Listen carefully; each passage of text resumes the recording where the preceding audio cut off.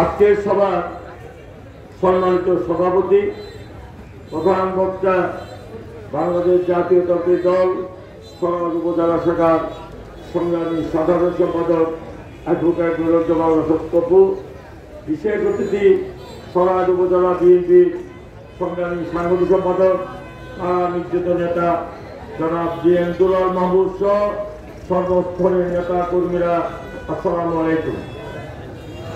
আমার মনে পড়ে 1966 সালের কথা। ঠিক এখানেই বসে তৎকালীন পূর্ব ছাত্র ইউনিয়নের সাধারণ সম্পাদক হয়েছিলাম, তখন আমি ক্লাস 7-এ পড়ি।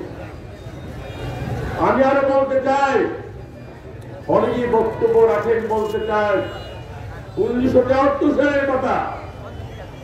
আমারই পরিবারে মরহুম তাহাজ্জুদ ঠাকুর নির্বাচনে প্রতিদ্বন্দ্বিতা করছিলেন।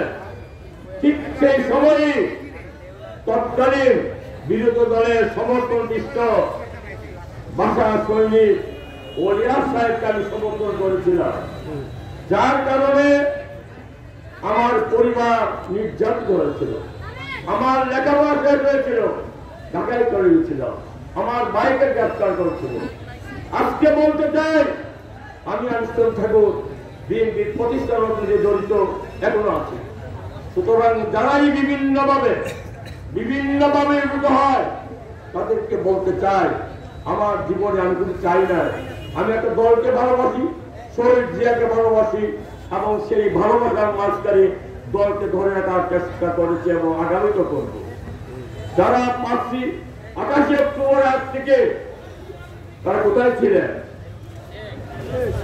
যারা জাতীয় নেত্রী বা নেতা, তাদেরকে শ্রদ্ধা রেখে বলতে চাই, মেহেরবানি করে এরকম কোন ভাষা উচ্চারণ করবেন না যাতে করে সাধারণ মানুষ ঠিকভাবে গ্রহণ করে না। আপনাদেরকে বুঝতে হবে, সরাইল ঐতিহাসিকভাবে এক রাজনৈতিক জাতি। এখানে জাওয়ান মাহবুব আলীর জন্ম হয়েছিল, অনেক গুণী জ্ঞানী লোকের জন্ম এই সরাইলে। আর আমি বলতে চাই, আমরা যারা আছি, যারা ভোটার, যারা কর্মী, তাদের শিক্ষাগত যোগ্যতা বড় কথা নয়, তাদের দলের জন্য কত ত্যাগ রয়েছে, তাদের মূল্যায়ন নির্মিত হয়েছে। আপনাদেরকে যারা জাতীয় নেতৃত্ব দেন, জাতীয় নেতা, যারা গ্রাম পর্যায়ে নেতা, তাদেরকে মনে রাখতে হবে দল সবচেয়ে বড়, এবং দল কোনো ব্যক্তির নয়। দল হচ্ছে সার্বিকভাবে একজন মানুষকে, তাদেরকে মানুষকে ভালোবাসতে হবে। কাউকে এমন কথা বলবো না যা করে পুরা দলটা কষ্টমুক্ত হয়েছে। আমরা কি আন্দোলন করি নাই? আমি বিশ্বাস করি, আমি প্রতিষ্ঠানকে এই দলের সাধারণ ছিলাম। বর্তমান কমিটি আসার পরে, বর্তমান কমিটি যারা আছে, তাদেরকে নিয়ে যে কোনো সময়তে, যে কোনো অবস্থায় অত্যন্ত সুসংগঠিত দল এই সরাইল উপজেলা বিএনপি। যারা প্রশ্ন রাখেন, তারা কি জীবনে সরাইল উপজেলা বিএনপির কাউন্সিল করেছেন? নিশ্চয়ই করেন নাই। সুতরাং নামাজের সময় আসতে নামাজ হবে।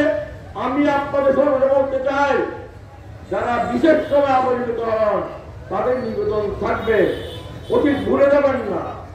কারা তৎকালীন সময়ে সুবিধা নিয়েছেন, তাদের অবস্থা সম্পর্কে আমরা অবশ্যই তাদের মুখোশ উন্মোচিত করবো। এবং অচিরে আমি আশা করব, আমার সঙ্গে আমি সাধারণ সম্পাদক অ্যাডভোকেট নুরুল সত্যপু রয়েছেন, সাংগঠনিক অন্য যারা নেতৃত্বে প্রমাণ করে দেব সরাইল উপজেলা বিএনপি 100 কত শক্তিশালী এবং অত্যন্ত ত্যাগী নেতা কর্মী, তাদেরকে আপনারা মেহেরবানি করে আসবেন। আমি তাদের নিয়ে রাজনীতি করবো, কিন্তু তাকে দেখবো গত 15 বছর তাদের ত্যাগ কতটুকু, তাদের নিয়ে আমরা রাজনীতি করবো। এই শপথ রেখে আসুন, বাংলাদেশের ভোটারের জন্য কোন শিক্ষাগত যোগ্যতার প্রয়োজন হয় না, কোন নেতা শিক্ষাগত যোগ্যতা হয় না।